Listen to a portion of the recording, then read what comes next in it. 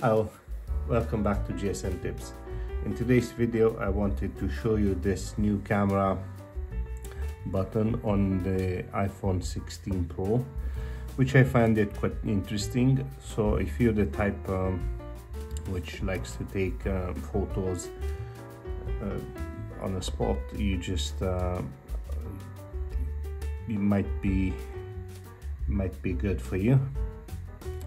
But anyway, I find it interesting, so let's have a look. Even if the phone is locked, you just press and hold for a couple of seconds and it opens your camera straight away.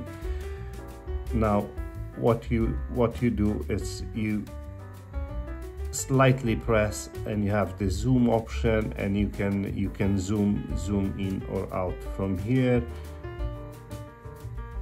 or you can use from here, whichever way you like. You can still take your photos as usual from this button, but you can also take from here by pressing a bit harder.